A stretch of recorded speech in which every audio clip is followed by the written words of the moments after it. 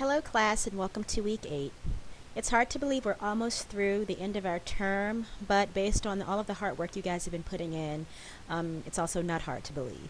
So this week there are a number of different diagnoses that you're going to be looking at, larger cluster disorders. So you have personality disorders, elimination disorders, somatic symptom and related disorders, and neurodevelopmental disorders.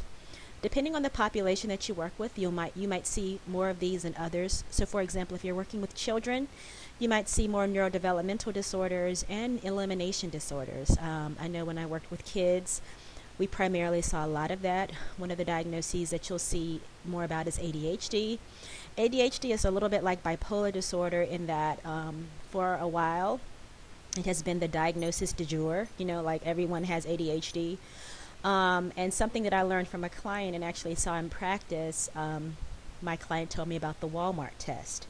And so if you really do suspect that a child has ADHD, can you take this child to Walmart? And will he or she be able to sit still in the car or walk at your side? Or are they running all throughout the store? Are they touching everything? Are they pulling things off the shelves?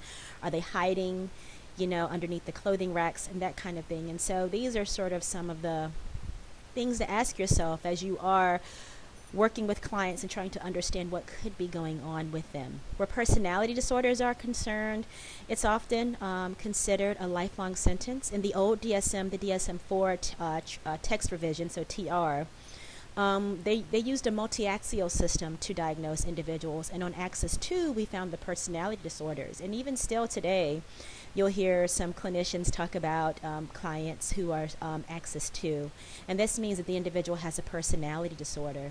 And where personality disorders are concerned, your DSM lumps them or clumps them into 3 large categories. You have cluster A, cluster B, and cluster C. Cluster A are considered sort of odd or eccentric. Cluster B, and this is where borderline personality disorder is, and many of you have referenced it, and it gets talked about quite a bit. These are your dramatic clusters, emotional, these individuals are often called. And then in cluster C, you get these individuals who appear to be anxious or fearful. And so again, they have reputations. There sometimes is a negative connotation associated with the personality disorder. Now, as it pertains to the images in your announcement this week, one of the theories that you probably didn't learn about in your theories course is called dialectical behavior therapy, and I have a little workbook. Marcia Linehan did a lot of work on borderline personality disorder, and she used DBT. And DBT sort of integrates cognitive behavioral therapy and integrates mindfulness. And it works with individuals to help them sort of hold, DBT stands for dialectical behavior therapy, to hold opposing opposites and to be able to have tolerance of that and work through it. And so in the handout that's a picture of that is from a client, and she was not yet 18, so she wasn't an adult, and she couldn't be diagnosed with borderline personality disorder. However, there were some traits that were there in terms of she had a very dramatic flare. She wished to kill herself. There was some self-harm involved, etc. And so helping this young client sort of engage in her wise mind. So you have sort of the emotional mind, you have the reasonable mind, and we want to shoot for the sweet spot with the wise mind. But DBT helps clients with that particular diagnosis, and it does have a stigma associated with it. There's great contention even around personality disorders. Is this genetic? Are these learned traits? Does this seriously warrant recognition on axis 1? And I think you can see how the DSM responded to that in terms of making it an area of clinical focus. So that is all of our, those are your diagnoses this week. The second image is from a young child I had.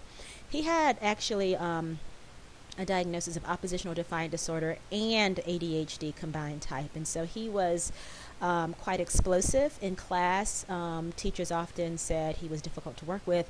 Just to throw a monkey wrench in it, one of our first sessions that we had together, he sits me down and whispers in my ear, "I have a secret." And my heart sinks. I don't know if any of you work with children, but anytime a child wants to tell you about a secret, it's often, not that I know who Santa Claus is. And in this situation with this young man, it was that he had been sexually molested by a family member, and so that was a whole different can of worms. But the diagnoses that he was given by a previous counselor was ADHD combined type and oppositional defiant disorder. And on that little handout I showed you, he was supposed to sort of color his emotions on the dog, and he was just angry all the time. And so just from an empathic standpoint, imagining what it must feel like to have that much emotion all the time with you. No wonder you're explosive in school, etc. But those are the announcements for this week. Your assignments that are due. I look forward to grading your week 7 assignments and getting that back to you. And next week, don't forget, your final projects are due. If you have any questions or anything, please don't hesitate to reach out to me and let me know. Thanks and take care.